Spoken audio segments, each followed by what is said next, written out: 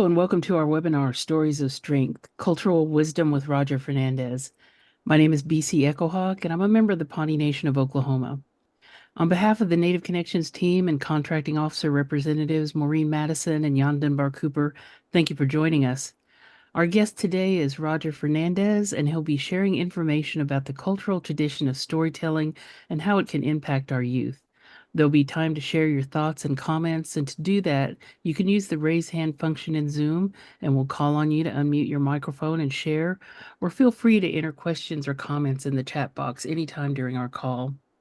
Well, good morning, everybody. My name is Deborah Radler. I'm a grantee technical assistant here with Native Connections. I really welcome you to our webinar today. We have a special guest today that's going to be really sharing with us some stories. Roger Fernandez is a master storyteller.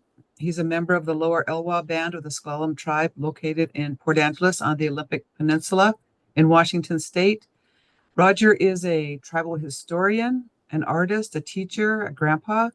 He specializes in Coast Salish art, stories, and believes that stories should not be trapped in books. They should come from the heart. So at this time, I'm going to turn it over to Roger. Roger, take it away. Thank you for asking me to share some stories with you and allowing me to spend some time with you. My name is Roger Fernandez, as was mentioned.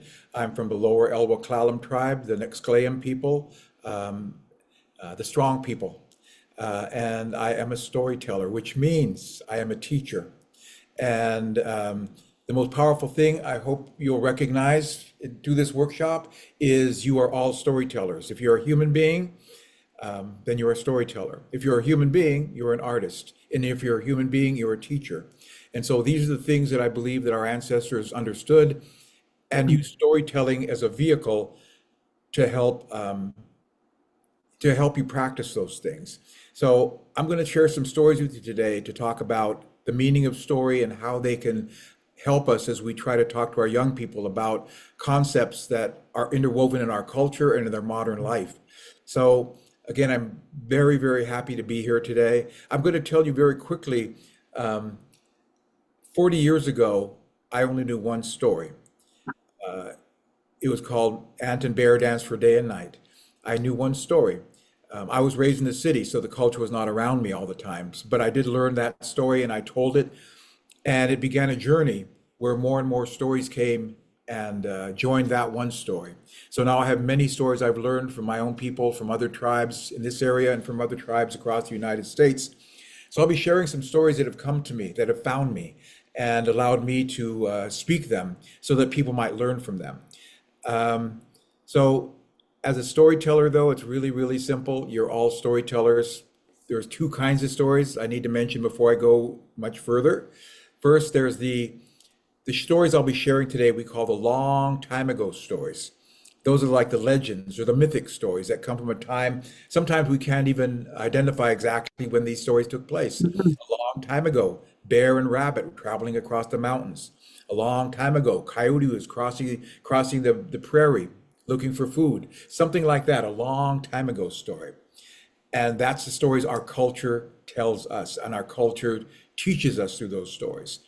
But then the other kind of story then is called the remember when story. That is a story from your own life.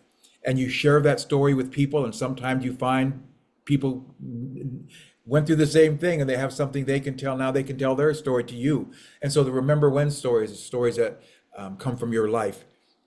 And I believe that those two stories work together, that we need the big stories, I call them, the mythic stories, to explain this is the meaning of the world, this is how the world operates, but we also need our own story to weave within that story and understand that story is relevant to me because I am a human being and the stories were sent to me by my ancestors. So we have an image here of the stories I'm going to be telling in the beginning here. Stokwal, Moon the Transformer, is from the Snoqualmie Indian people, the Stoklebuk people, the people of the moon. And the moon story is a big mythic story. That means it answers questions, very, very big human questions that science cannot answer. So these stories speak to us, I believe, the myth stories like this one, these stories I'm going to share with you about the Transformer. They speak almost a dream language. They sound like dreams. So many fantastic things are happening. And that we wonder, our brain is busy saying that couldn't happen, that's not possible, science says we can't do that, or whatever it is. Our brain gets involved in the story, especially the mythic stories that sound like dreams. And our modern brain starts to critique the story. And so I'm asking you again to do this thing in film called suspension of disbelief. I know many of you are good at it, and just allow the story to flow. And we'll talk about the meanings of the story to you after I'm done with some of these stories, all right? So Snoqual, Moon the Transformer, a big mythic story that explains to the Snoqualmie people how the world they live in came to be. So I'm going to share one part of the beginning of this story. It's a very long story, but I'm going to share the beginning of it. A long time ago, two sisters went out into the woods and they were gathering plants. They were gathering grasses and bark and roots because they were weavers and they needed these plant fibers to do their work as weavers. So they were gone out in the woods gathering these plant materials. And they were gone for many days. The night before they were to go home, they made a camp and they built a fire and they lay down to sleep. And the younger sister pointed up at the sky and said, "Look, sister, look, see those two stars up there? See the red star and the white star? I wish we could marry those stars. Then we would be married, living in our husbands' houses in the sky world." And she was talking, and her sister said, "Oh, little sister, don't talk like that. We have to go to sleep. We have to get up early in the morning." So the sisters went to sleep. But when they woke up, do you know where they were? They were in the sky world, and they were married to those stars the sister had wished upon. The older sister was married to the red star, and he was a strong, handsome, good-looking young man, and she was kind of happy with what happened. The younger sister, who made the wish to marry the stars, she was married to the white star, and he was a very old, ancient man. He had wrinkles, and he had long gray hair, and he walked stooped, bent over, and his eyes were crusted shut because the brightness of his own light had blinded him. And so she wasn't happy, but this was her husband now. So the sisters were married to the stars in the sky world. After a time, the younger sister and her old husband, they had a baby. The baby's name was Star Baby, and everyone loved Star Baby. He was called Star Baby because he was a beautiful little baby, but he shone with an inner light like a star. And so he glowed like a little light, so they called him Star Baby. And everyone loved Star Baby. Well, the sisters returned to working in the sky world as they had worked on the earth below. And so they were weavers. And in the sky world, it's very, very much like this world. It's just up in the sky. They have plants and they have rivers and they have their villages up there, the sky people. Well, they went to gathering plants in the sky world.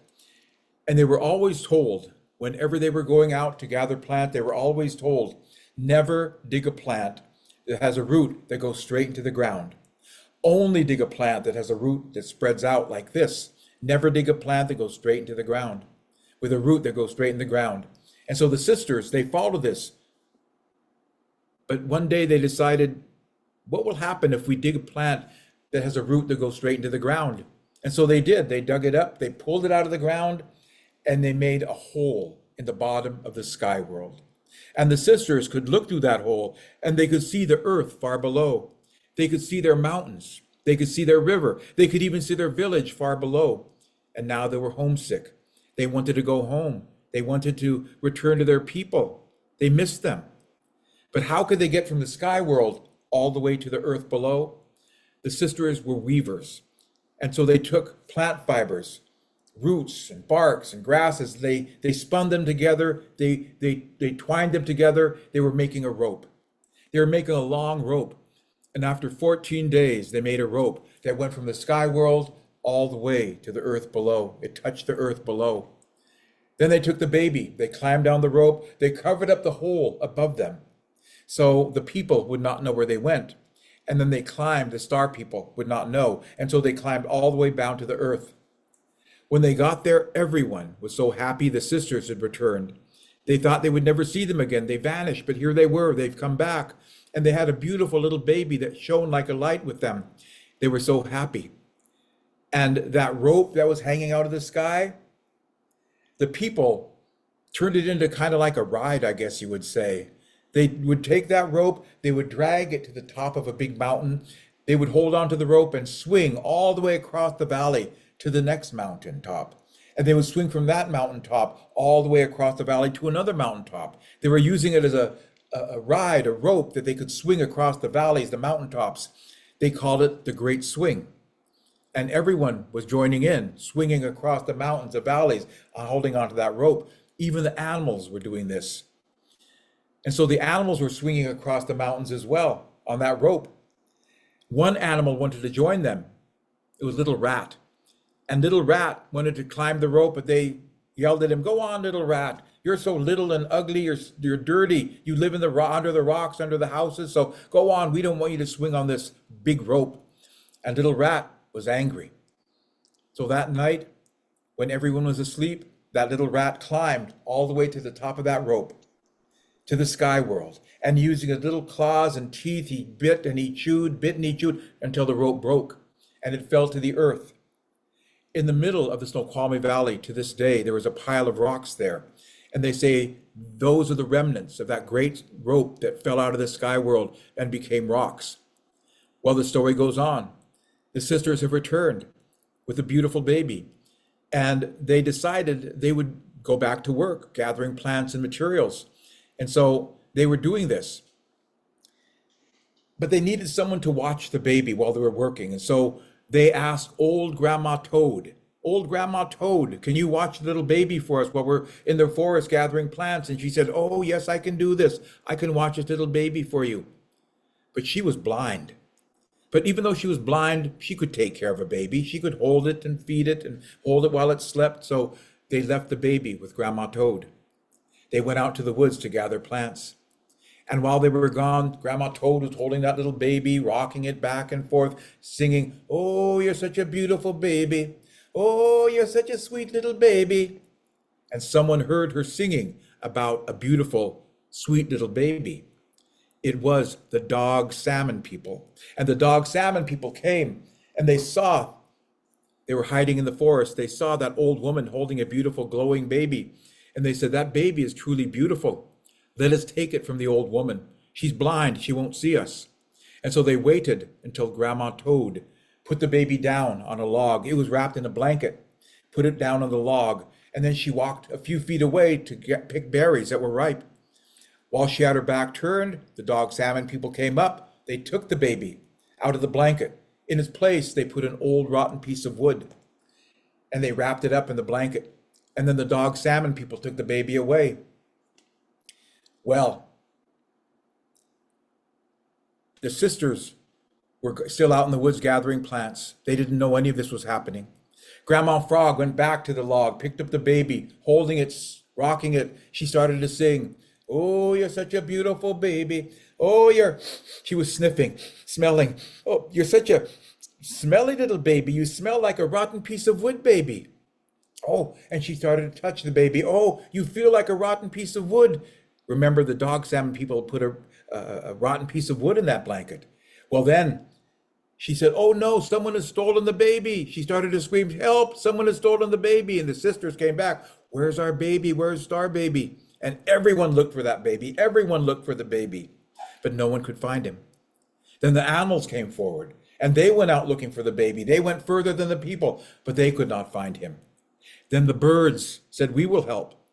The first bird that went out said, "I am Crow. I can fly a long ways. I'll find the baby." Crow put out his black wings and started to fly. He flew and he came back at one day and said, "I went as far as I could go.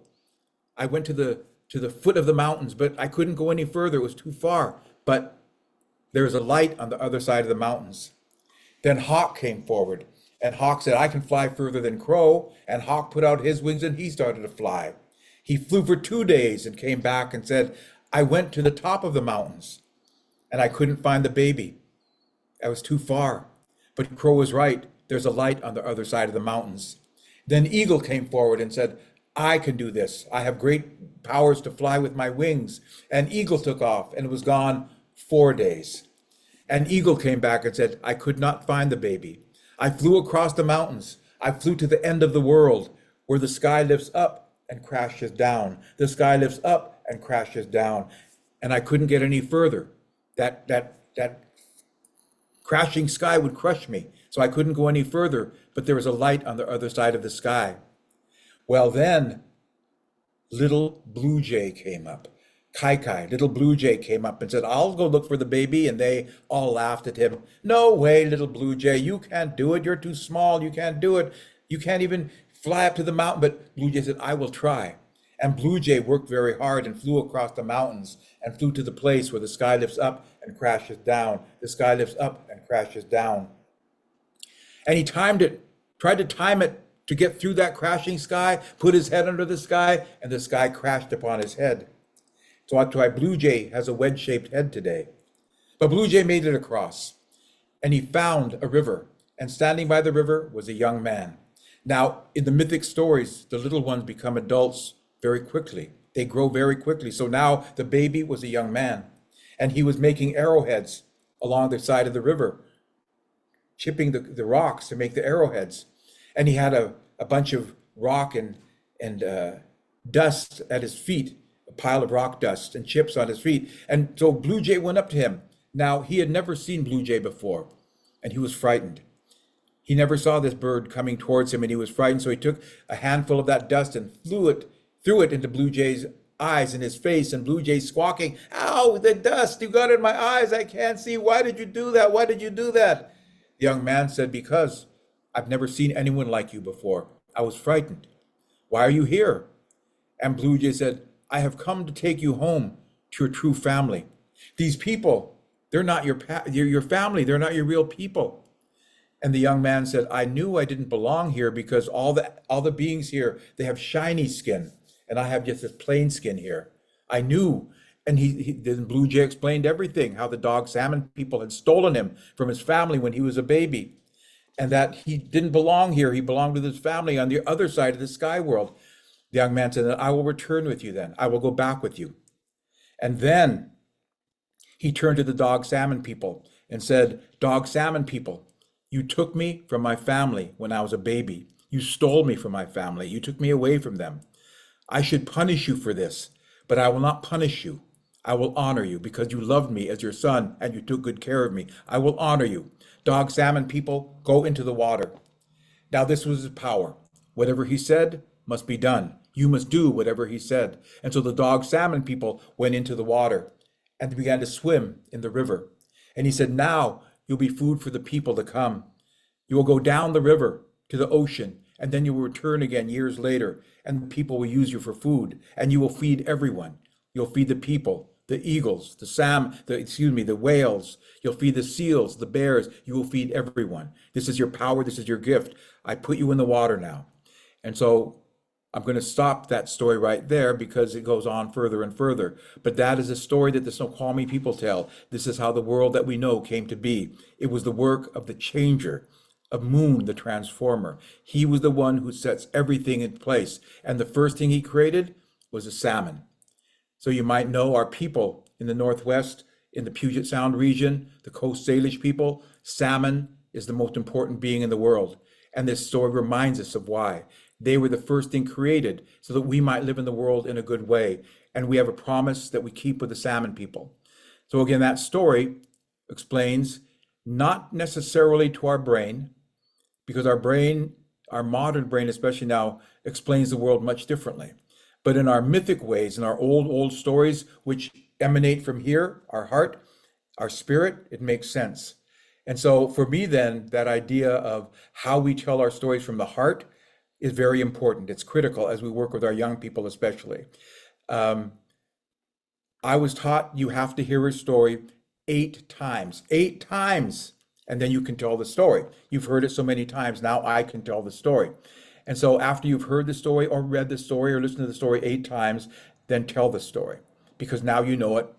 Don't have to think about it, don't have to read it. It just flows out of you, right? Because I know it, I've practiced, I've heard so many times. And so I believe when that story comes from your heart, it is now in your heart. It is now a part of you. And that's how the stories work then. They come from your heart and they explain to a part of you that Western culture doesn't really factor in to their understanding of the world. It comes from the place we call the spirit. The dreams come from here, the stories come from here, the art comes from here, the songs come from here. These things, I think our stories will help us recognize that these things are very important, that we speak from our heart, telling the stories that might not make sense to our brain, but that's our modern brain though, but they make sense to our spirit. And so in this story, there might be some things that you might recognize are important to know. And I'm going to give a couple small examples. My job is not to explain the story, it's to tell the story, but I want you to begin to start thinking in terms of how would you explain what happened in the story? What kind of conversations would you have? What kind with yourself, with other people? What did that story teach me? My old teacher, Toxiblu from the Upper Skagit people, said in her language, the word for story and the word for teaching is the same word, squadachi. So storytelling is teaching. If we're trying to teach young people something, we need to help by telling a story first and helping them understand and hear the meaning of this thing. And then we begin to explain to them in their mind, in their rational mind. So they can put those things together. Now they have a complete understanding. Sometimes we skip right to the brain and forget their spirit and to understand what we're talking about. And I wanted to show you this pole right here. I'm an artist, and this is a pole I did for the Woodland Park Zoo. I worked with my cousin Al Charles Jr., also a Clallam artist, and we created a pole at the zoo where the bear, excuse me, the bear is welcoming the visitor to the bear's home. The zoo wanted a human figure welcoming, a tribal figure welcoming, but we said, you know, this is really the bear's home. This is where they live. I'm not in support of zoos myself, as from since I was a little kid. Animals should not be in cages, and the cage might get bigger and bigger, but it's still a cage. So, but we wanted to make sure people understood this is the home of the bear. That came from my heart, the hearts of the bears that were there, and so we created a piece of art that shows a bear welcoming people. So this is the kind of work I'm doing, integrating stories and art and cultural teachings in a way that now we can look at this bear statue and remember a couple stories that come from the bears. So what I'm going to share again for a couple examples. The boy became a bear. I want to talk a little bit about the Snoqual, the Moon to Transformer story. One important teaching in that one is you might recognize that the dog salmon people were the first creation of the changer, the one getting the world ready for humans. So our relationship with salmon is much, much deeper than just this is a fish that swims in the water we catch and we eat. There is a mythic connection. There's a story connection with those beings that relates from our spirit to the salmon spirit.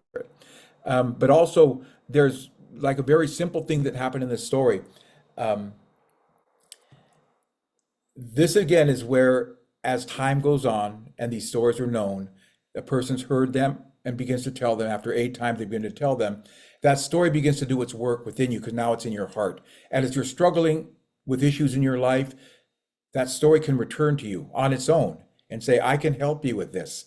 So the idea of the baby disappearing and everyone looking for the baby and the birds flying off, that the answer to our problem, to our question, is going to take work. It's not going to happen at a snap of a finger. We're going to have to work hard. Each bird took off and went as far as they could, but they could not find the baby. They could not find the solution to their problem. And finally, a little bird that everyone said, you can't do it, you're too little. That little bird was able to accomplish what the other birds could not.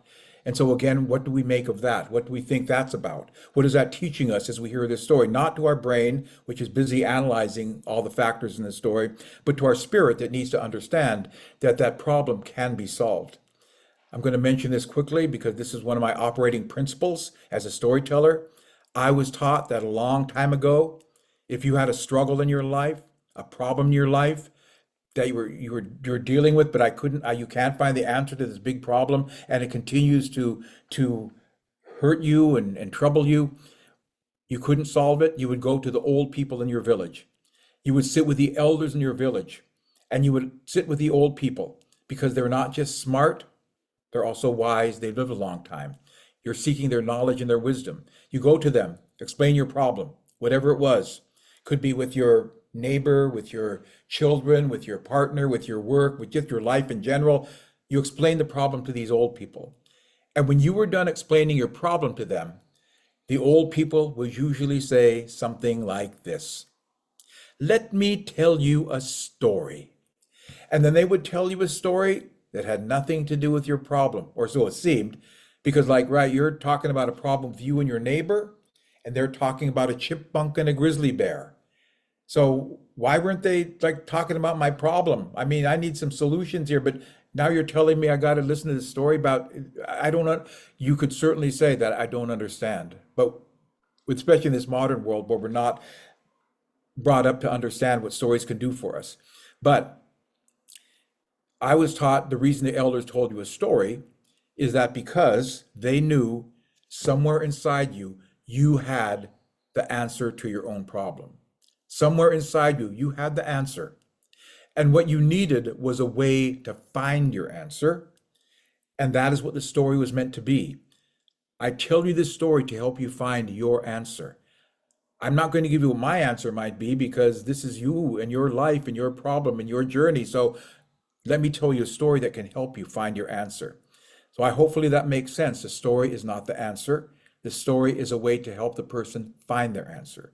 And that's akin to healing, where the person finds the resource within themselves to heal from their injury, from their trauma, from whatever it is. They find that strength within them.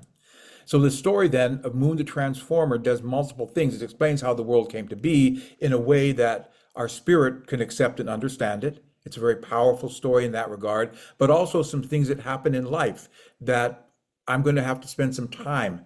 It's not going to happen after one time. The first bird did not find the little baby, but the fourth bird was able to find it by flying across the mountains to the place where the sky lifts up and crashes down. So again, this is how I try to use storytelling in terms of what did you find within the story. So the Moon the Transformer one is a mythic story, which means it's a big story that answers really big questions. Where did the world come from? Why does the world work this way? We humans ask kind of the same questions all around the world, and because we're human. And because some people believe because we're all human, we're related at a very deep spiritual level. And so we tell the same stories. We have the same dreams, we tell the same stories. So I'm going to go ahead and just see if anyone has a comment on that story called Moon the Transformer. It is the beginning of a very long story where he goes out and begins to create other things as well. But he was set into place. He was given the charge, go and prepare the world for the people to come. The people are not in the world yet, the human people, but they will be here. Get the world ready for them. And so that is the work he did. And that is the work the stories explain. This is what he did to get the world ready. So again, I'm going to ask if anyone has a comment because I want you to understand the other stories. I'm going to do the same thing. Tell you a story, ask you what you felt that story taught you. And this is I guess a one issue is that I'm doing it like a classroom where I'm doing the story, then asking you a question, then telling you what's your answer right now. These stories need to go through a process of being kind of like brought into your entire psyche, your body, your mind, and your spirit. And so the issue of time becomes critical. But again, I'm just mentioning that to you that we can still do something. If someone sees something they believe the story is trying to convey, not at this level, because now science explains how the world came to be in a whole different way.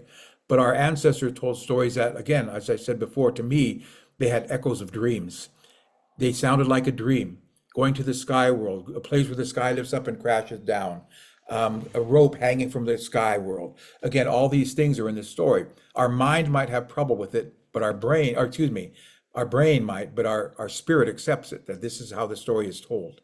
So again, I don't mean to lecture you too much because I know there's a lot of people here that probably studied these concepts as well. But any sharing about this particular story, Moon the Transformer. And I'm watching for hands. So if you want to put your hand, if you have something to share in chat, that's fine too. I see there's a few chat things here. I'll see if anybody puts it. Hannah, did you want to Okay, unmute? more instructions there. All right. Okay. Caroline, we are recording, yes. All right.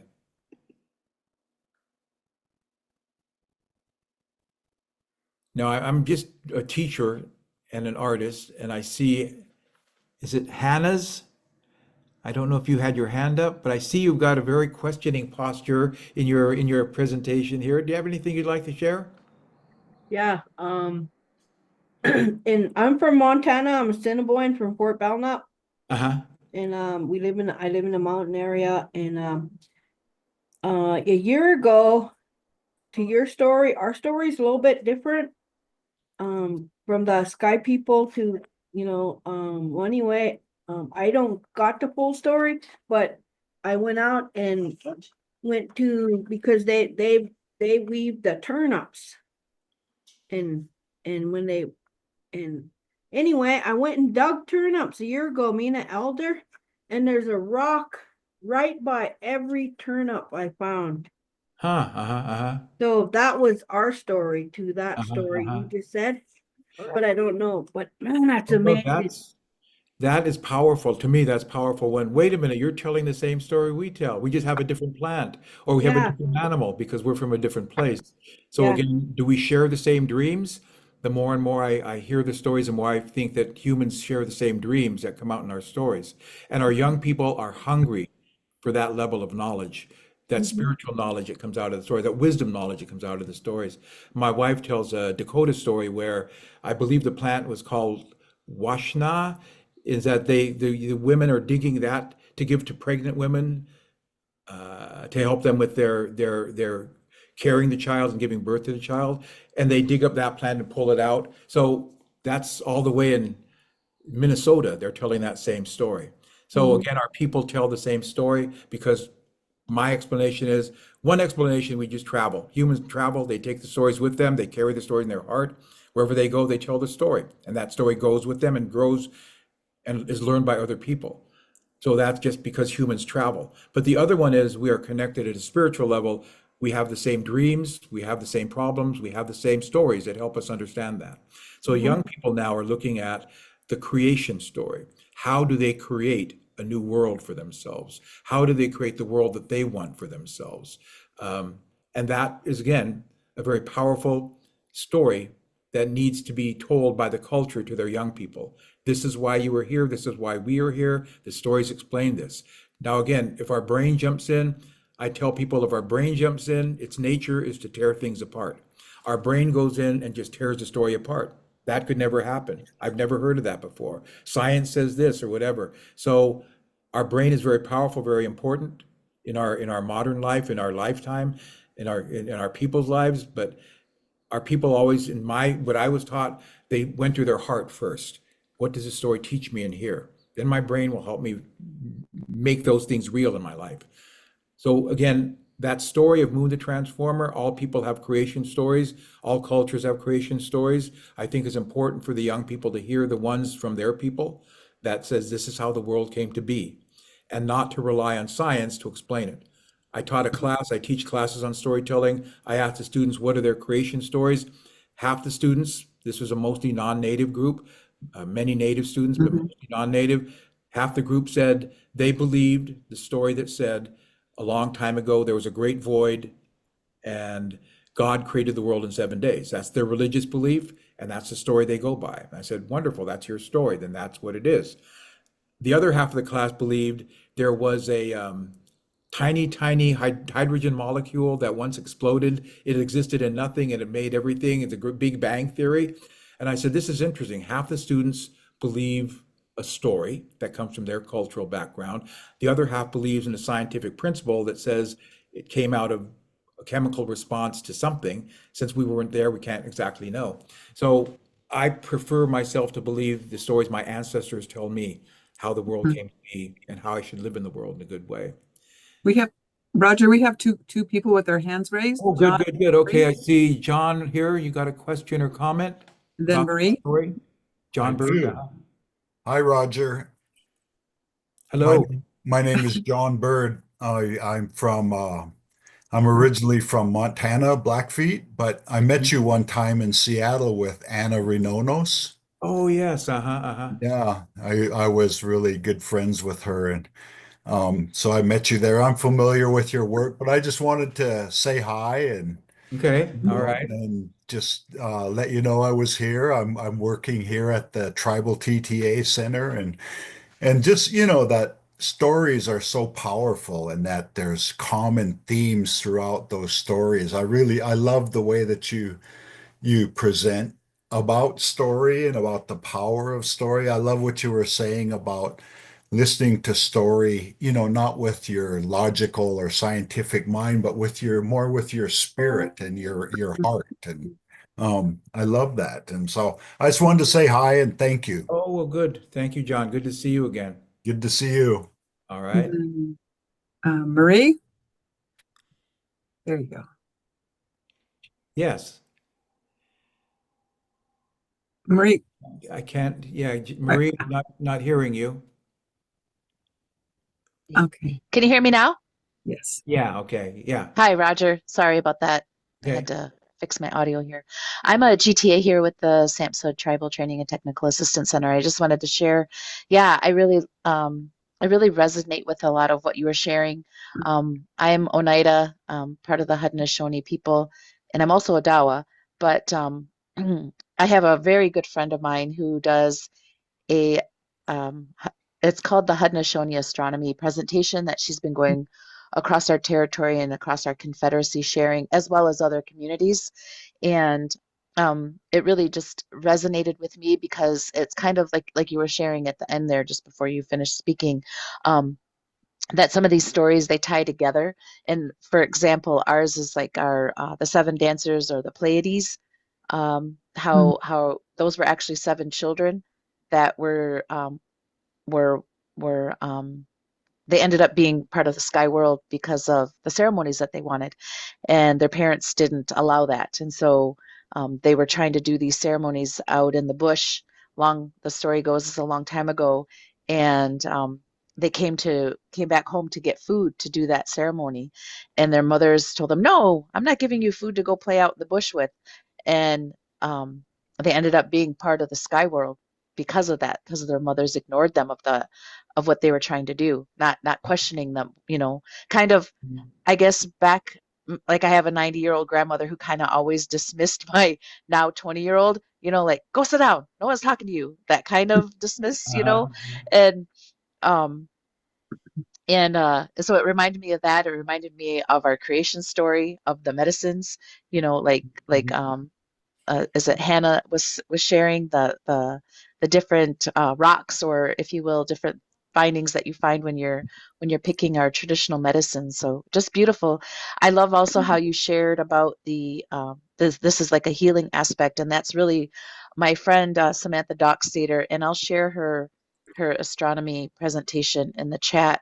Um, she shares this not out of just it just doesn't come from a perspective of Haudenosaunee, but it's really sharing it, the thoughts of her of sharing this presentation across the Confederacy and other nations is to really bring about and remind our people, especially our youth and our children, the gifts and the brilliance that we have as Onkwe people, original beings. Um, and so that was really something that kind of tied in tied into what you were sharing. So thank you. I appreciate your presentation. Oh, thank you so much. Thank you for all your good words. I want to mention something that again, reflection is critical. Storytelling works through repetition. You hear a story more than once. I was taught mm, 8 times to learn the story, to carry it in your heart. Then reflection. What did that story teach me? What did I learn? Why did they do this? Why didn't they do that? What would happen if that happened to me? So you begin to reflect. And our ancestors, that was a critical part of the storytelling process. It wasn't just entertainment. It is entertaining, but it was more, it was teaching. And so, and not just to your mind, to your also to your spirit. So, one common theme, they're called a motif, is women going to the sky world and marrying a star being or sky being and coming back with a baby. And that was intriguing because I've heard it from the Wampanoag people way in the East Coast, from the Haudenosaunee people, from the Dakota people, from the Blackfeet people, from the coastal people, all the way across this country, women going to the sky world and marrying a star being. And what is that telling us? Again, in our spirit that we need to know. And I will just share with you an insight. I asked the question to a bunch of Native women. I went to a gathering and there was a young woman sharing her trapeze acrobatic work on ropes. And I said, there's the rope hanging from the sky, and there's a young woman spinning on the rope. So I asked these women I was sitting with, so do you think that's about, that the sky rolled, the rope, the baby, and the stars? And they looked at me like, you poor, pitiful man. All right. They said, this elder woman said, when you are carrying a baby, that is the most sacred thing you could do. And so you're going to a higher place, you're going to a sacred place, you're going to the sky world. And when you return with the baby, that's the most sacred thing you can do, the most sacred gift you can bring, a living little being that you carried in your body. And I said, all right, I accept that in here. That's a very powerful aspect of this story, reminding us that a baby is born as a sacred act. The carrying that baby is a sacred act. Creating that baby is a sacred act, which leads to me to discussion about a lot of things, but what does the word sacred mean? Let's talk, we can spin off and talk about what is the meaning of that word that we Mhm. use a lot, but making sure we all agree on the definition of that. Mhm. So we're gonna do that right now, Mhm. but hopefully you understand that these stories are meant for everyone. Mhm. Again, it might be different in different cultures. That's the other question. The way that you approach storytelling might be um, outlined in your cultural teachings, that this is how you share a story and when you share a story, to whom you share a story. Like I'm living in the Midwest right now, the Anishinaabe people and the Dakota people, they have a belief that stories are not told when there is no snow on the ground. And so you don't have storytellers saying, during the summertime, I'm going to share a story with you. And so I'm having to learn that other cultural way of trying to share stories. And as an artist, I'll figure that out. Mhm. But I share stories that I've learned in my travels. And I do it, so I'm going to do Got something in the next group. I want to give you a chance to talk with each other Mhm. about what Mhm. you learned from that story. Because again, in a big group, some people might not feel comfortable putting up their hand and saying, but maybe in a smaller group, you'll have a chance to feel you have a space to breathe and think and share what your thoughts are about the story. So I'm going to tell you a story that I learned in my travels. Actually, this woman's travels. She came to the Northwest from the Haudenosaunee people. She was a Mohawk woman. And so we'll be doing some of that reflection. Mhm. So I'm going to share a story with you that comes from the Mohawk people. I learned it from this woman at a gathering here in the Seattle area.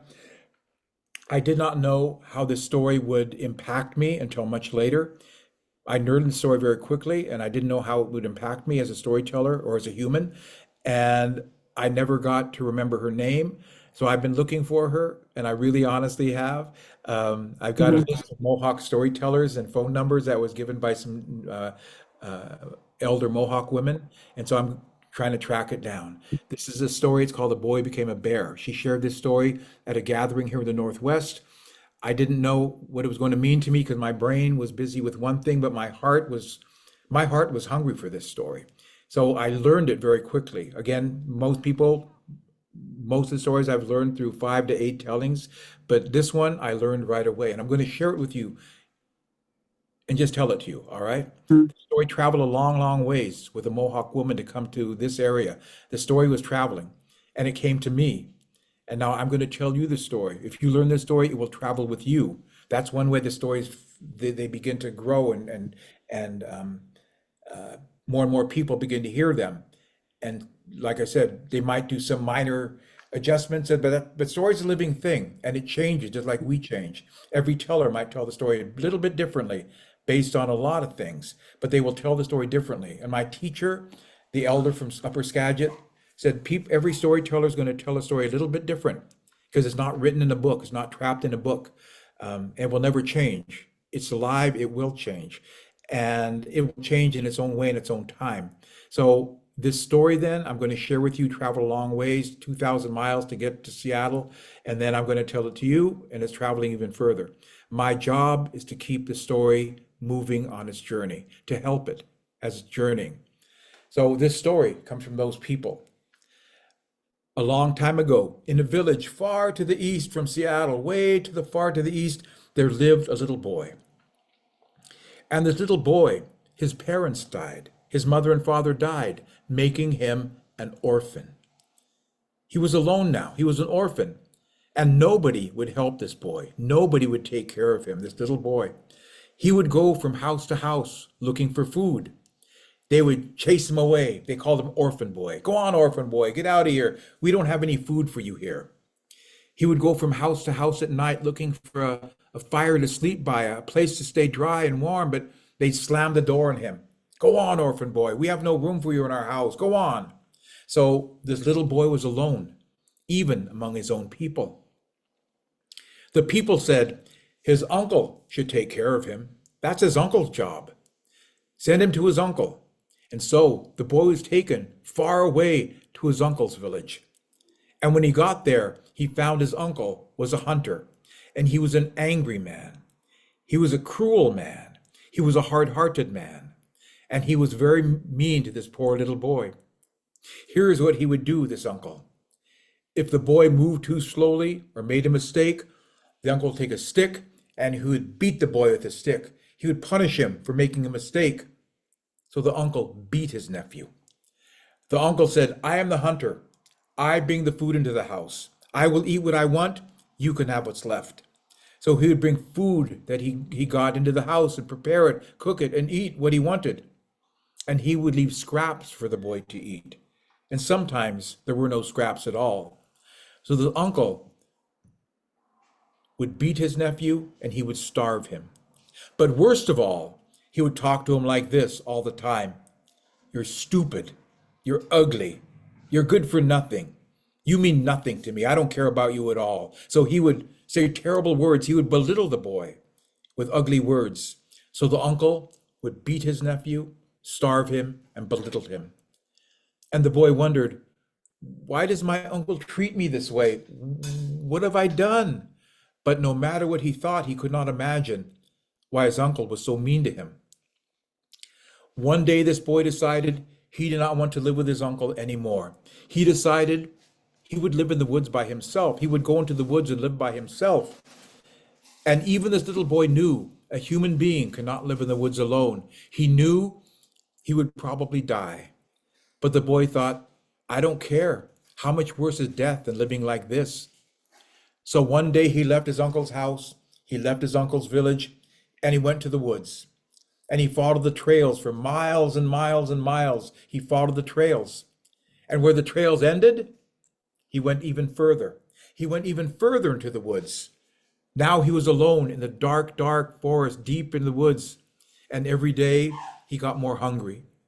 Every day he got closer to death. Every day he got weaker. Every day he got closer to death. Every day he got colder. Every day he got closer to death. Well, the animals had been watching this boy. And one day the animals gathered around this boy in a big circle. They all sat around him and they said, little boy, why are you living in the woods alone? Why aren't you living with your people? And the boy explained how his uncle would beat him and starve him and say terrible words to him. And he didn't want to live with his uncle anymore. And the animals were shocked. They said, little boy, we've never heard of anyone treating a little one like this. Your uncle was wrong. He should not have done these things to you. This is terrible, little boy. Your uncle was wrong, but don't worry. We will take care of you. Pick one of us and you can live with them. And all the animals offered to take care of this little boy. Squirrel, you can live with me, little boy. I'll take care of you. But the boy knew that Squirrel lived up in a tree in a little hole and ate nuts and seeds, so I can't live with Squirrel. Rabbit, you can live with me, little boy. But the boy knew that Rabbit lived in a hole under the bushes and ate roots and grass, so I can't live with Rabbit. Beaver, I'll take care of you, little boy. Come live with me. But the boy knew that Beaver lived in a house in the water and swam around all day and ate wet tree bark, so I can't live with Beaver. Well, of all the animals, bears do not like people. Bears don't like people. They don't like us because we hunt for them. They don't like us because bears and people eat the same food, so we compete with them for food. And bears don't like us because we smell really bad. But the bear said, you know, this boy eats the same food that we eat. He can live with us in our bear village. We will take care of him. And so the boy went with the bears and lived in the bear village with them. and they were very kind and loving to him. They were very good to him. They gave him good food. They gave him warm blankets. Animals, bears hate fire, but they knew the boy needed a fire to cook his food and stay warm, so they even let him build a little fire in the back of the house. And so the boy lived with the bear people now, and they were very kind and loving to him. And the boy loved living with them. He said, I love it with the bears. I'm going to live here forever. I will never leave. One day the bears were showing the boy how to dig roots out of the ground, how to dig roots. And he was digging with them. Now they had claws and they were digging, and he had his fingers, but then he noticed his fingernails were gone and he was growing claws like a bear. He looked at his body and saw there was fur growing on his arms and legs. He was growing fur like a bear. He ran down to the pond and looked at his reflection in the water, and he could see that his ears were moving from the side of his head to the top of his head like a bear.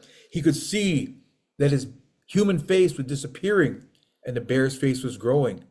This boy was becoming a bear, and he was very happy. Well, since he was becoming a bear, he could see things he'd never seen before, he could hear things he'd never heard before, and he could smell things he'd never smelt before. And one day the bears took the boy out to the woods. They were getting ready for their hibernation, their long sleep, when they slept all winter long. And they were showing the boy how to gather nuts and seeds and berries, and he stood up, the boy, and he sniffed the air. That smell. I know that smell. That's my uncle. He is hunting. We have to hide. And so the bear people ran back to the village to hide, and the boy went with them, and their hunter passed them by. Well, they took their hibernation, their long sleep. And when they woke up in the springtime, the boy looked at himself. He could see that he now had the claws and paws of a bear. He no longer had human hands. He could see there was fur covering his entire body. His ears were the top of his head. He now had the face of a bear. You could just barely see the glimmer of the face that had been before. And he let the fire go out. He didn't need the fire anymore. Well, the bears were hungry. They'd slept all winter long. They went out to eat. And the boy stood up again and sniffed the air. That's my uncle. He's a hunter. He's hunting again. We have to hide. And the bear people ran back to their village to hide. But this time, the hunter followed them. The hunter was fearless. He walked into the bear village and looked around. He was afraid of nothing. And he saw a little baby bear hiding in the corner, took out an arrow and aimed at the heart of that little bear. The mother bear jumped in front of her baby to protect it. He didn't care. He aimed at the heart of the mother bear. The father bear stood in front of his family to protect them. The hunter didn't care. He aimed at the heart of the father bear. And then a fourth bear appeared and jumped in front of the first three and spoke to the hunter in a human language. Please don't hurt these bears. They're my family. Please don't hurt them. They are good beings. Please let them live. Don't hurt them. And the hunter looked at this bear that was talking to him, and he just barely saw something he remembered in his face. He said, "Are you my nephew?" And the bear said, "Yes, I am." And the hunter lowered his bow and arrow and said, "Oh, my nephew, I've been looking for you all winter long. Every day I've been looking for you. When you left me, I didn't understand why you would leave me. I didn't understand. So I went to the elders and I asked them what happened. And they told me I was too mean to you. I was cruel. I should not have done those things to you. I should never have beaten you. I should never have starved you. I should never have said those ugly words to you. I realize this now. The elders explained it to me. And so I have been looking for you every day, all winter long. Every day I've been looking for you to tell you I'm sorry. I'm sorry that I hurt you. I will never hurt you again. I will be a good uncle. Back with me. Let me take care of you. The boy didn't trust his uncle, and he started to back away from him. But the bear said, "Boy, we bears know what is in the heart of people. Your uncle is telling you the truth. He is sorry he hurt you. We know this. He will be a good uncle now. He will never hurt you again. It is good you go back to your people. It is good you go back to your uncle." And so the boy trusted the bears. He listened to them, and he left the bear village with his uncle. And they were walking down the trails going back to his uncle's village, and the boy saw his claws and paw disappear, his human hands returned. The fur left his body, his ears returned to the side of his head, his human face returned, his bear face vanished. And so the boy was a boy again. And when he got back to his uncle's village, he taught the people everything the bears had taught him: how to hunt, fish, dig roots, find medicine, how to live together in a good way. He taught all these things to his people. And the people no longer called him Orphan Boy, the name they called him at the beginning of the story, Orphan Boy. They no longer called him Orphan Boy. They gave him a new name. His new name was Little Brother of the Bears. And that is all. The story called The Boy Who Became a Bear, from the Haudenosaunee people, the Mohawk people. And it's on its journey. It reached me at a point where I had to understand this story and the work I was trying to do. And I reflected upon it. Some of the things that were not reflections, they just grabbed me and shook me. And I had to understand that. So what we're going to do, I think we've got it worked out now that we can do some breakout rooms. And I see we have 40 people. So that would mean, Mark, 8 groups then of 5, maybe, and one will be extra. What I'd like you to do is to go into the breakout room and talk with each other about what that story means to you, what you believe it taught you, um, any feelings you have about this story, whatever you want to share with each other, what this story means. And we'll get back together in 5 minutes and talk about whatever you have talked about. Um, we're just going to do this because I know that everyone has thoughts about some of the things I've said already or about the stories that we've shared. And sometimes the size of this group might make it inhibiting to speak up and talk, or you might need a little more space or time or whatever it is. So we hope the breakout room will be helpful for that. So we're going to do the breakout room, and I believe, Mark, you're just going to assign them to a group. So you'll see, Can we go? you'll be moving into a little group to talk with each other. Hopefully you've all done something like this already, using the breakout room. But to go ahead and just talk with each other for 5 minutes, and you might see me jumping in and out, just listening. I'm not going to say anything. I just want to hear the conversations. What is this story about to you? What did it teach you? What did you learn? What do you feel this story is about? Mhm. Okay, so Good. let's do that for a few minutes, okay? And then we'll Thank you. come back together and do a little sharing on what we might have heard, okay? Okay. Let's see.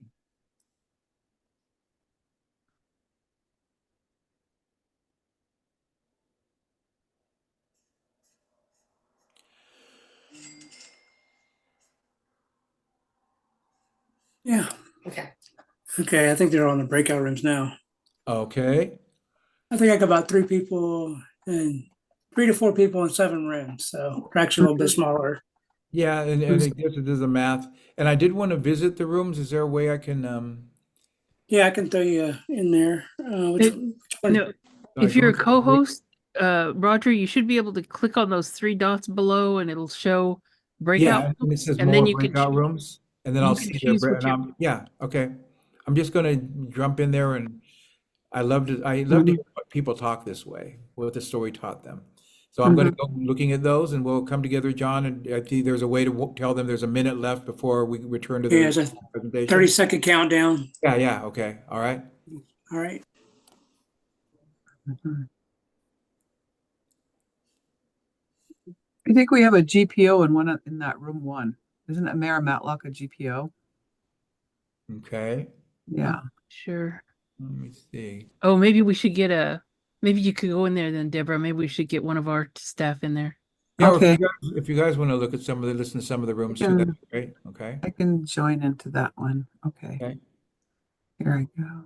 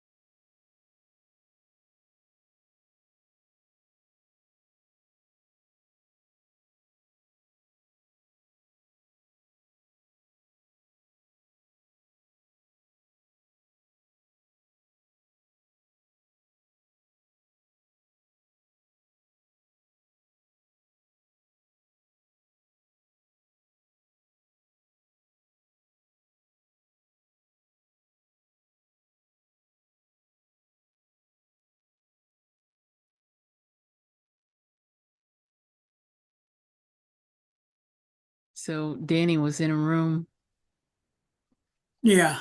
with nobody in So it, with just me in it. So I was gonna, can you assign her to another room that has more yeah, I people? put her in 7. Okay, Put in great. 3. People, it's the top of the hour when we went, so a lot of people probably had to jump off Yeah, for yeah. the. I figured they would. That's why I don't know. I guess you didn't get my message in time. I was saying don't do what he said, just put 4 rooms.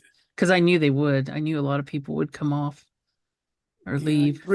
three's empty and 6 is empty basically. Yeah, I don't know why it doesn't. I mean, I left it. Let me see. Maybe I'll join room. Well, you got about a minute left anyway. Oh, okay. I'll just 50 seconds left, and there's like a 30-second time. what room did he go into? Okay, he's in room 4. Okay, that's good. Because they've got 3, it looks like 3 grantees and then Sharon. Um, this is working pretty well. I mean, I really Yeah, I couldn't, when we had our dry run when he was on, he was kind of getting a little worked up about things. So yeah. It's it's an fun. academic guy. Yeah, yeah, exactly. I used to work with the Department of Ed, so I already know how those people are. And I used to be I used to work for the Department of Ed too. Well, I worked for a university. I didn't work for Department of Ed, but Right, right. professors for 10 years.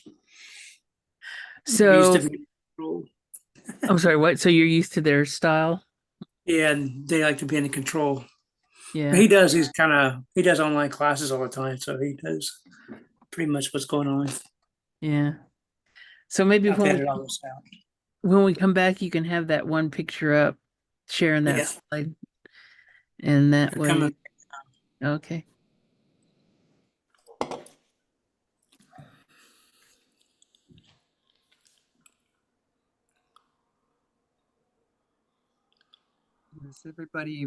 Is everybody back? Okay. I think we're back. Hopefully you can see this is artwork I made for a way of illustrating this story, The Boy Happily with the Bears, and other art that I've done for other projects. I believe art and story go together. Mhm, They just do. mhm, We, I don't know how many of you, as you hear a story, um, can see the story playing out in your head mhm, like a little movie or television set. Visual learners do that, but then there are other people that respond to the words, and there are some people that remember the story by the feelings of the story. That's their primary connection with it. There's mhm, different ways of learning, and sometimes we forget because most of us had to go to public school where we had to sit and listen to people talk all the time, which isn't bad, but that means some of us were not being taught in the way that reached us most deeply. And so mhm, visual learners by seeing, auditory learners through the words, and kinesthetic learners through doing something, making art, playing a mhm, game, singing a song. That's how they remember the story. And so I mhm, put this, there's a story, I'll mention this art really quick. There's a story that my people tell, the Clallam people tell of the boy and the wolves. It's almost the same story as the boy and the became a bear. Again, that mythic story, the same story being told and told. Children escaping, getting away, and being taken care of by animals. So again, that's something to reflect upon too. So, Um, so everyone's back, and I know you each had different groups. Does anyone, as a group now, want to share something your group talked about? We can maybe have a couple of voices, share a couple of things. Anybody mhm, want to share what their group talked about that they thought was insightful to you or help you understand things differently? Um, Again, if you want to share that, if we can go back to the group photo of the entire class, that would maybe let somebody wants to raise their hand. We can do that. Unless you guys see that. mhm, Anybody want to share what your group talked about? Something that, again, reached you? mhm. And if you see any hands going up, I'm not sure I see any right now. Hey, this is Deborah. I was in group 1 and listening, and somebody had talked about the changes that that the changes that you were reflected in the story and how important the forgiveness is. Mhm. Hmm. Yes. Which leads to discussion, a Mhm, lot of discussion, reflective. Are all things forgivable? Are mhm, What is a place of forgiveness in Mhm. a healing process? Just all those kind of things that Mhm. hopefully, again, the path of reflection, if you go down it, you'll find more and more questions that Mhm. I tell people when I'm done with the story, you should have more questions than answers. And that Mhm. is a good thing because now you're involved in this story. Mhm. Okay. So the idea of forgiveness, this story might not have worked if the uncle hadn't apologized Mhm. and the boy did not, and the boy accepted his apology and didn't, or it wouldn't have worked if the boy didn't accept the apology. Mhm. And so Mhm. why did he accept it? And again, the story gives us Mhm. an idea. The bear Mhm. said, we bears know what is in the heart of people. So Mhm. again, that path, I'm not saying I have any answers, but I'm pretty good at questions. The story has taught me. Don't just stop at the first question. Ask yourself more questions. Mhm. That's called reflection. You always have this common artistic image of old native people sitting with their pipe alone, contemplating. Mhm. I believe they were thinking about the stories myself Mhm. and the meaning of things. So the Mhm. stories were always with them. Mhm. Uh, Any, Roger, maybe we I think we have one more time for one more story before our okay, 9 minutes is up. So why don't we move on to the last story and okay, then let me close this story out because I'm going to share a couple reasons why it stayed with me so much, and I'm watching the clock too. okay, thank you. So when I Mhm. first heard that story, the first thing that grabbed me was the boy said, "I can't live like this anymore. I'm going out in the woods alone to live by myself." And the story says, but the boy knew a human being cannot live in the woods alone. He would probably die. So my immediate reflection on that, that boy's talking about suicide. He's going to do something that could lead to his death, but he says, I don't care. How much worse is death than living like this? And then I had to think about, well, what is this? What is the thing he's talking about? We can look at the abuse. Looking at the abuse, the uncle beat his nephew, he starved him, but remember what the story said? But worst of all, he talked to him like this: You're ugly. You're stupid. You mean nothing to me. I don't care about you. You're good for nothing. Why is that the worst of all? Again, that's a reflective question. The story said that is the worst of all, and all those things are terrible. But the worst, and I've asked little children, I was told, tell the story to everyone, little ones all the way to the elders, because they will understand it in their own way. As we grow, the story changes with us, and we understand it differently. Little kids say, they respond, why is that worst of all? They go like this, because it goes in here and it never goes away. It will stay with you your whole life. Unless we do a ceremony or some kind of healing process. They don't say that, but they say, right, that's why it's the worst. They understand that. And they're little kids are the best philosophers in the world. So if you have a philosophical question, ask a little kid. They'll tell you the spiritual answer right away, in my opinion. So that was like, well, we were facing and we're still facing an epidemic of native teen suicides. What is this story telling us? What is worse than this? And the way it was posed in the story, I had to look at the trauma that we've inherited from our ancestors, the terrible things that happened to them, the trauma that's happening in the young people's life today, that somehow that's a part of this. So how do we talk about what's going on in the world today? Um, and I'm looking at the world and it's full of monsters. A monster is a terrible thing that seemingly comes out of nowhere and grabs you and holds you and won't let you go. And if you can't get away, might destroy you, might kill you. And that sounds a lot like addiction. That's how I approached it as a storyteller. Addiction is a monster. Trauma is a monster. The trauma leads to the addiction. So they're both monsters. And so what do our monster stories tell us? And not that I don't explain all this stuff that I'm explaining to you, to children or to young adults that I'm telling the stories to.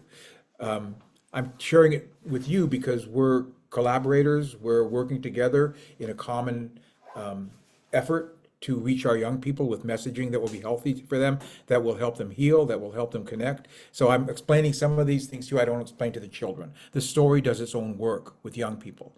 But they have to be led to a point of understanding. One line I heard that stayed with me the whole time as I learning storytelling: before you believe the story, before you believe the story of the boy became a bear, you must believe in story. You must understand that this story has power. that can help. And so if you don't consciously kind of factor that into the way you tell stories, then it becomes the danger, it just becomes entertainment, and without being able to do more with it. So that boy became a bear. I tell it to kids that are in juvenile justice lockdown facilities. I tell it to people who are in prison, in treatment centers, because they're trying to change their life. And in the beginning of the story, the boy's sad, lonely, lost, an orphan. At the end of the story, he's teaching his people what he has learned in his journey. And so again, that's called the hero's journey, another discussion. But I look at so many things as we face as monsters. If we don't do something about them, they could destroy us. And they're scary. And let me tell you a monster story. This is a story that comes from my people, the Klallam people, the Nextclayan people. And these stories, every culture has monster stories. Think about that. We all have monster stories. Terrible monsters that wander in the woods at night, looking to eat what? Little children. Interesting. That's usually the dynamic. Little monsters looking for little kids in the woods to eat. Again, if you're going to go mythical inference, dream language, the woods, a dark place, a scary place, an unknown place, although our people never called it the wilderness. It was just the woods but that were around us, but we had to be aware of and careful of certain aspects of the forest and the woods and the wilderness. Now, I won't use the word wilderness, nature. But the idea is that the monster is something that's generally known by the people, and they warn them about it. But the children, for whatever reason, the message doesn't get through. So they have to hear the monster story that says, well, this is what will happen. So I'm going to tell you a story that comes from my people about a monster. Her name is Slapu, and she is a giant witch woman. She is like 10 feet tall, basketball hoop, right? That's how tall she is, covered with long black fur like a bear. But she never takes a bath, so her hair is dirty, stinky, greasy, and smelly. And she wanders the woods at night with big glowing owl eyes. She can see in the dark. You can't hide from her because she can see in the dark. She has sharp claws like an owl, not hands like a person, because everyone she catches out in the woods will not get away from her with these terrible claws. And she carries sometimes in her basket, a big basket on her back. So sometimes they call her Basket Woman.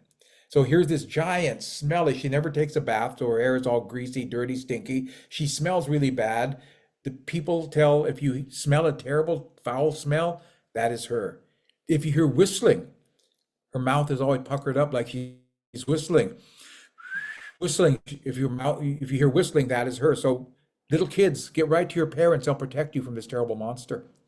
But there are some kids, they don't listen to anybody. If their parents tell them there's a monster out in the woods and they better stay home, those kids might say, there's no monster in the woods. You guys can't tell me what to do. And so they go in the woods anyway, looking for whatever they want to do. They want to do what they want to do. And this is one drawing I did of her, just to let the kids know she is pretty scary looking. And she'll catch you out in the woods, take you, put you in the basket, take you by the mountains, cook you and eat you in her fire. So nobody wants to meet this monster. But again, the story does its own work to explain how, well, I'll just tell the story. Again, my job is that's it. But I do like to talk about what you find in the meaning of the story. If there's a monster, how do you get away from the monster? So a long time ago in a Klallam village, not far from Seattle, there lived a little girl. And this was a very, very, very bad little girl. She was really bad. She was always lying and cheating and stealing and fighting and complaining. She talked back to the grown-ups. She was disrespectful to the old people. She was mean to this little girl was really, really bad. Well, one day her mother had enough. Her mother said, young lady, come over here. I want to talk with you. And the girl walked up to her mother and she said, what? And the mother said, why are we always arguing and fighting and complaining? And the little girl said, you're picking on me. Leave me alone. Then the grandmother came up. Oh, granddaughter, your mother's talking about respect. When you respect, and the little girl said, now you're picking on me too. You guys are always picking on me here. You're always so mean to me, making me do things I don't want to do. I'm running away and I'm never coming back. And that little girl ran out into the woods, even though it was getting dark. Well, she walked in the woods a long ways and the trails getting darker and darker. And she was talking to herself. They're so mean to me there. They're always picking on me, making me do things I don't want to do. And then they try to scare me with that old monster story about Slap Poo, the witch woman. What I don't believe, she heard something. Something was moving in the dark woods. Something was coming closer. Something was in the dark bushes right beside her. And coming from the dark bushes, she heard this voice, little girl, come over here. I have some berries for you. That little girl started to back away from the voice, but the voice said, no, little girl, I picked these berries just for you. Get over here. And that little girl turned and she started to run. She started to run away from the voice, down the trail, away from the voice she was running. But as she was running down the trail, something was running on the trail behind her. She looked back in the dark woods. All she could see was a giant shadow with glowing eyes, so she ran even faster. But as she ran faster, it ran faster too. And it was getting closer. The little girl ran to where the trail ended, and it emptied onto a beach. She ran down to the beach. She looked everywhere, along the sand, along the rocks, along the water. And right at the water's edge, she saw an old man. He was pulling his canoe out of the water, up under the beach. And he had baskets of crabs in the canoe. He was a crab fisherman, coming home from catching crabs that day. The girl ran up to him and said, oh, please, sir, please, can you help me? Please, sir, please. Something terrible is chasing me. Somebody's trying to eat me. The old man listened. He heard something big coming through the woods. He says, who's chasing little girl? She said, Slap Who, the witch woman. She wants to eat me. Please help me. The old man said, little girl, I can't help you. I'm just an old man. Slap Who's a giant woman, witch woman with terrible claws. I can't help you. The girl said, oh, please, sir, there must be something you can do. And she looked around, the sand, the rocks, the water again. Out in the water, just a little ways, she saw a little island of rocks. She said, I know, you can take me in your canoe to the island of rocks in the water. I can hide from her there. So he did. She jumped in the canoe. He wanted to help her. He paddled her out to that rock, the rocks. She jumped on the rocks. There were some bushes. She hid in the bushes. And then the old man took his canoe back to the beach, and pulling his canoe out of the water again, went out of the woods. Came Slap Who, the witch woman. This giant woman walked right up to the old man. She bent down to talk with him. He could smell her terrible foul breath. She said, old man, have you seen a little girl around here? And he said, no, I haven't seen anyone. She said, liar. I followed her tracks down the trail, right to the beach, right to her canoe. Where is she? And she's digging through his canoe, but there's only baskets of crabs in the canoe. And the old man keeps saying, I don't know, I haven't seen anyone. And then she stood up, put her sharp claws right in front of the man's face and said, old man, if you don't tell me where she's at, you'll be my dinner. And the old man kept saying, I promise I haven't seen anyone. Well, she began to look around, the sand, the rocks, the water. She saw a little island of rocks. And the bushes on that island were shaking. The little girl was hiding, but she was so scared, the bushes were shaking. And Slap Who said, there she is. There's the little girl. Old man, take me in her canoe to that island. I'm hungry. And the old man said, okay, Slap Who, I'll take you. Get in my canoe. She got in the canoe. He had a long time because she was so heavy to push it back in the water. When the canoe got in the water, she was sitting in the front. The front of the canoe almost was under the water. And the back of the canoe was lifted out of the water. But the old man got in. He reached his paddle way down, started to very slowly paddle to that little island of rocks. As they were paddling, Slap Who's in the front of the canoe, looking ahead, thinking about her dinner. The old man waited till she wasn't looking. He bent down to the basket of crabs. He had powers over crabs. He can make them come to his traps. He can make them do as he commands. And he whispered, bite her on the big toe. Slap Who heard him talking, turned around and said, oh man, be quiet. Then she turned and looked at the island again. I'll be quiet, Slap Who. But he waited a few more seconds paddling, bent down and whispered, bite her on the big toe. She heard him whispering again, turned around and said, oh man, this is my last warning, be quiet. And she flashed her claws in front of his face. I'll be quiet, Slap Who, I won't say anything. But he waited a few more seconds, made sure she wasn't looking, and he yelled, bite her on the big toe. This time the crabs heard. They jumped out of the basket. They bit her on the big toe, on her legs, on their arms, on her face, on her fingers, everywhere. They're biting and pinching her. Slap-Hoo jumped up and screamed, ah! And she jumped out of the canoe into the water, and the crabs dragged her to the bottom of the ocean. And this is where that witch woman is. And some children mean they're safe now. But the stories say she has three sisters, just as mean and hungry as her, and they wander the woods at night looking for their food. And the other thing, if you've ever seen been on the salt water in a boat, ferry, or canoe, you've probably seen bubbles come out of the water. Those bubbles, that is Slap-Hoo. She's under the water waiting for a careless child to splash their hand in the water or lean too far over the edge of the boat. Then she'll grab them and pull them to the bottom of the ocean for her dinner. And that is all the story we call Slap-Hoo the Witch Woman. I'm going to confide with you. I'm going to share a couple reasons I like to share that story. In this story, this monster chasing this girl, she did four things that helped her overcome the monster, the problem. So if addiction is like a monster, will these four things, if cancer is like a monster, will it help? With poverty like a monster, will it help? I don't know. That's again for you to reflect upon. How does the four things, and I found four, I'm going to share them with you. She asked for help. A big struggle, problem in your life, ask for help. The second thing she did she beat the monster by herself? Did the old man beat the monster by himself? Did the little girl, the old man, and the crabs all together defeat the monster? Work together. She used her mind, her brain. Even though she's a little girl, take me to the island of rocks. I can hide from her there. Her brain told her, that's the solution here. Might not be the best solution, but the best I can do at this time. And then the other thing she did you notice at the end of the story, she was so polite to the old man. Please, sir, please. She changed her ways. The thing that caused the problem, she had to stop doing it, which is easier said than done, but it must be done. Change the behavior that leads to the problem. So again, that's just part of the story.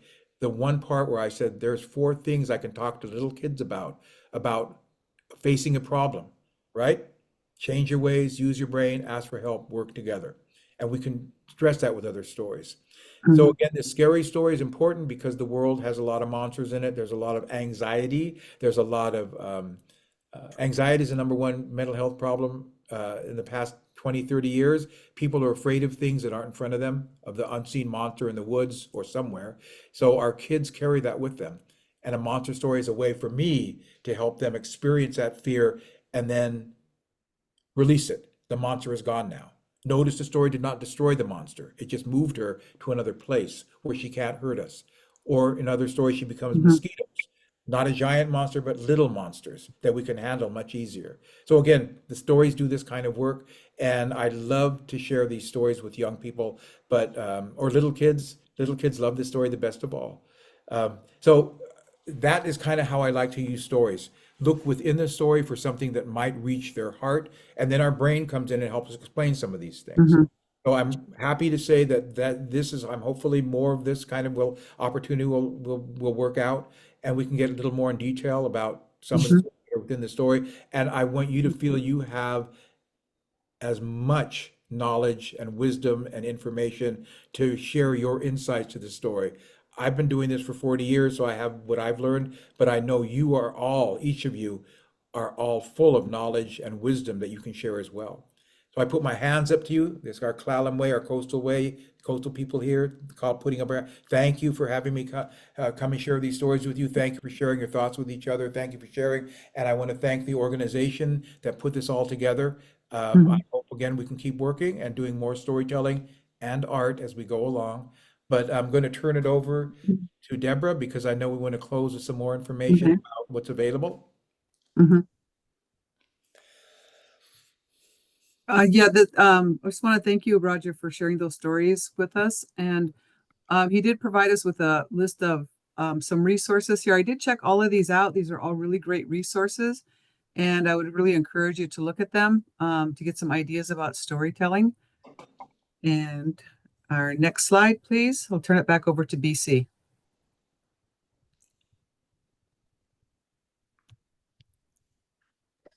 Thank you, Deborah. So we did have some conversation a little bit earlier.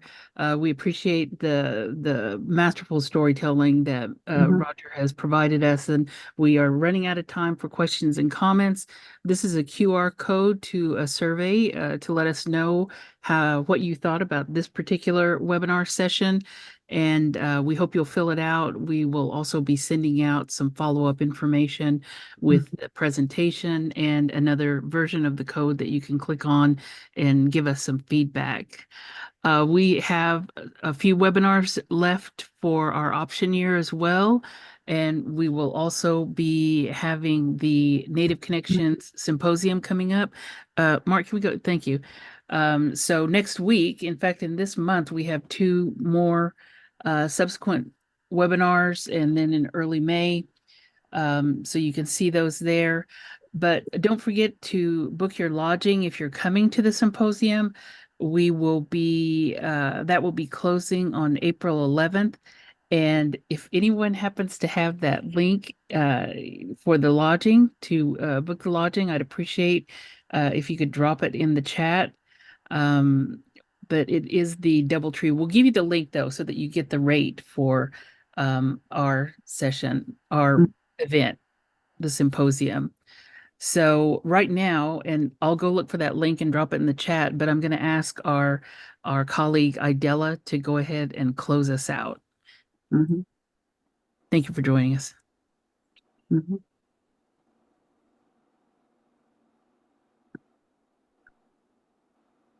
Idella, are you still here? I think Idella had another call that she had to leave for. So I just want to really thank everybody for being here today, and for Roger for sharing those really impactful stories with us and giving us some ideas on how to use them. So again, I would just be drawing this webinar to a close, and thank you everybody for joining us. Thank you. Thank you. Thank you so much. Okay.